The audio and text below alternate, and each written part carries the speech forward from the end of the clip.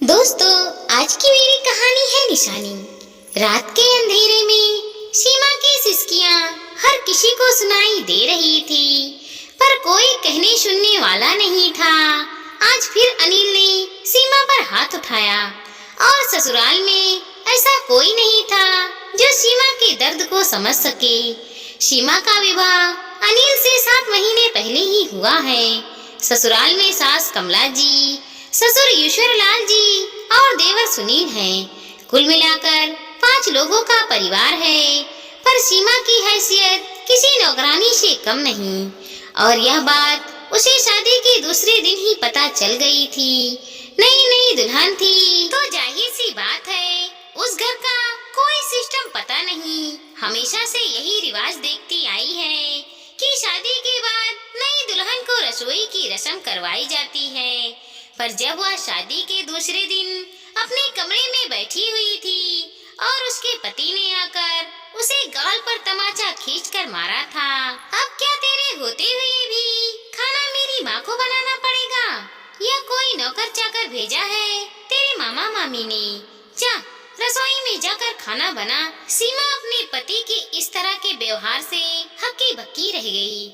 आंखों में आंसू लिए चुपचाप रसोई की तरफ चल दी और अपने आप से ही सामान ढूंढकर खाना बनाया। आखिर दोस्त भी दे तो किसे, माता पिता तो थे नहीं। मामा मामी ने पाला था। 18 के होते ही मामा मामी ने अपने सिर का बोझ हटा दिया था और अनिल से उसका विवाह करवा दिया, जो उम्र में सीमा से 10 साल बड़ा था। अब तो अक्सर ही ऐसा होने लगा था। छोटी छोटी बात पर अनिल सीमा पर हाथ उठा देता।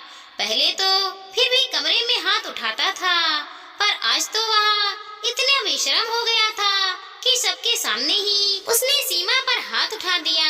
और सबसे बड़ी बात की इतने मेहमान वहाँ मौजूद थे, किसी ने भी कुछ नहीं कहा। हुआ यूं कि घर पर आज सुनील की सगाई का प्रोग्राम था।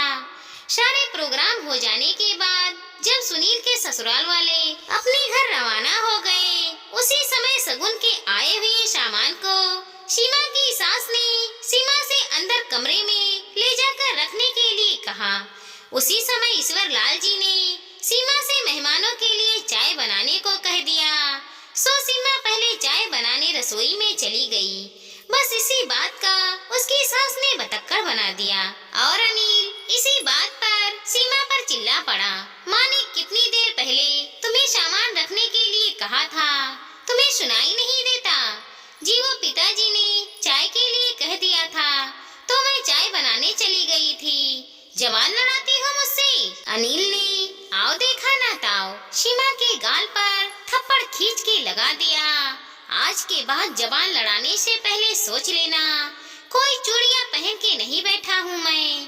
कमला जी ने भी बहती नदी में हाथ साफ करते हुए कहा, मेरी तो किस्मत ही खराब है जो ऐसी लड़की पल्ले पड़ गई। पर तू यह मत सोचना कि मैं कमजोर हूँ।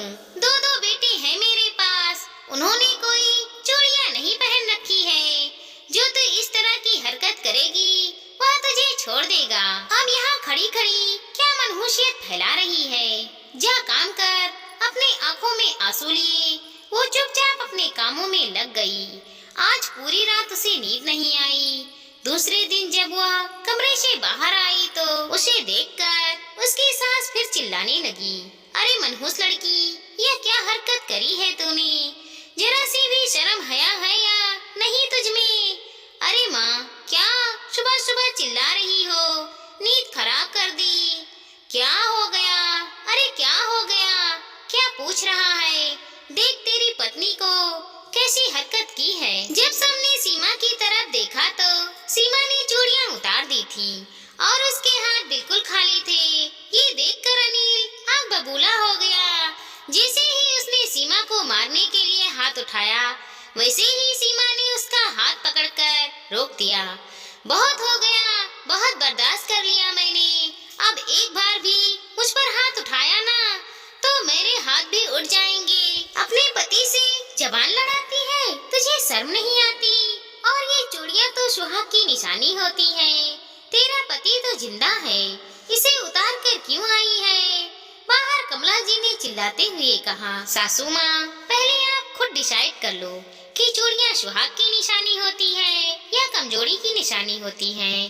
कल जब मेरे पति सबके सामने मुझ पर हाथ उठा रहे थे, उस समय आपने ही कहा था कि आपके बेटे चूड़ियाँ पहनकर नहीं बैठे हैं, इसीलिए आप कमजोर नहीं हैं। कमला जी को अपनी कल रात की बात याद आई। सब एक दूसरे की शक्ल देखने लगे।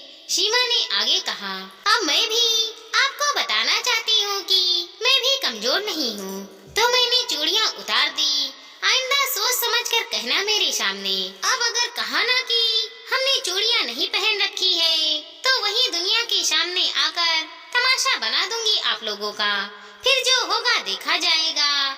आइंदा मुझ पर हाथ उठाने से पहले 10 बार सोच लेना। पूरे परिवार को जेल की हवा खिला दूंगी। अपनी बहू का ऐसा रुद्र रूप देखकर घर के सभी लोग हैरान हो गए। उस दिन के बाद अनिल ने कभी भी सीमा पर हाथ नहीं उठाया और सीमा इतना समझ चुकी थी कि अपने लिए खुद ही लड़ना पड़ता है। ताकत तो उसमें शुरू से ही थी, बस वो उसे पहचान नहीं पाई थी। दोस्तों, हम औरतों को कमजोर समझने की गलती करते हैं। असल में औरतें कमजोर नहीं होती, उनमें हिम्मत तो होती है, लेकिन दिखा नहीं पाती हैं। अपना परिवार समझकर भूलने की कोशिश करती हैं, लेकिन पति ही अपना परिवार ना समझे तो उसे अपना रुद्र रूप दिखाना ही पड़ता है।